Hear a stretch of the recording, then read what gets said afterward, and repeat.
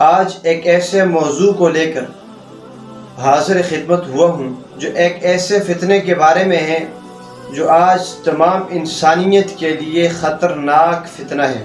اللہ اور اس کے رسول صلی اللہ علیہ وسلم کے دشمن برمودا تکون اور شیطانی سمندر میں بیٹھ کر امت محمدیہ صلی اللہ علیہ وسلم کو شکست دینے کی تیاریاں کر رہے ہیں، تاکہ قیامت کے دن ابلیس اللہ کے حضور محمد صلی اللہ علیہ وسلم کی امت کو ناکام ثابت کر دکھائے۔ اس گھناؤنی سازش کو کامیاب کرنے کے لیے شیطان ابلیس نے کان دجال کو تیار کر رکھا ہے۔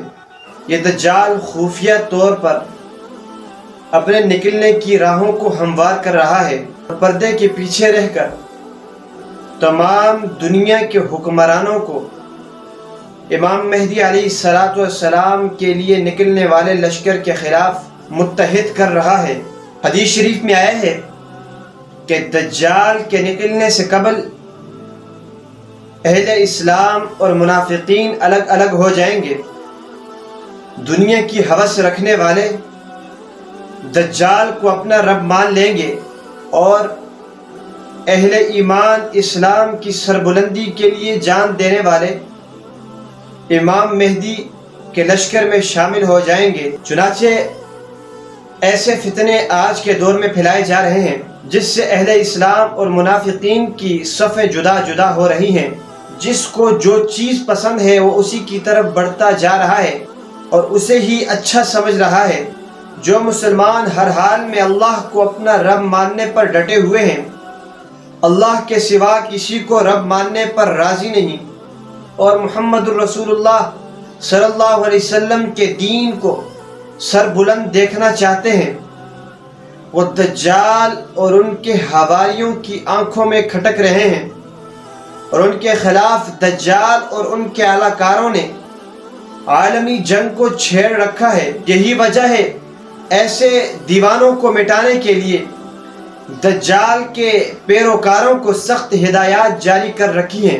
سو ہر مسلمان کو سوچنا چاہیے وہ کس کے ساتھ کھڑا ہے، کہیں وہ محمد الرسول اللہ صلی اللہ علیہ وسلم کے دشمن کی صفوں کے اندر تو نہیں کھڑا۔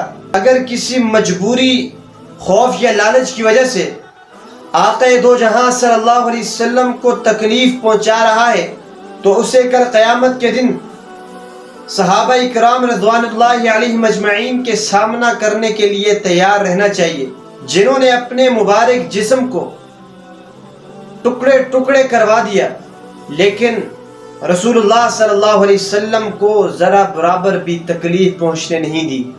اے لوگو، فتنوں کو پہچانو اس سے قبل وہ تمہیں نگل جائے اور تمہیں احساس تک نہ ہو۔ حضرت حذیفہ بن یمان رضی اللہ عنہ کے بارے میں آتا ہے، وہ فرماتے ہیں کہ لوگ رسول اللہ صلی اللہ علیہ وسلم سے خیر کے بارے میں سوال کیا کرتے تھے اور میں ہمیشہ شر کے بارے میں سوال کیا کرتا تھا، اس خوف سے، اس ڈر سے کہیں یہ شر مجھے آنا پکڑے۔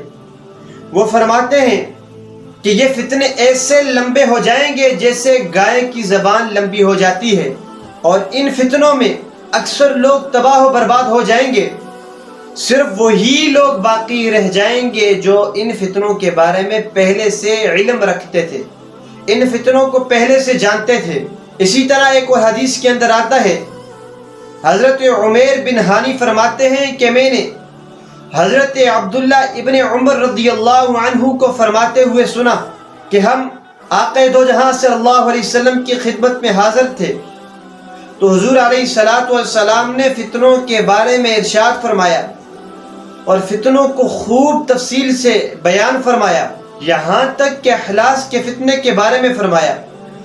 ہم نے پوچھا یا رسول اللہ صلی اللہ علیہ وسلم، اخلاص کا فتنہ کیا ہے؟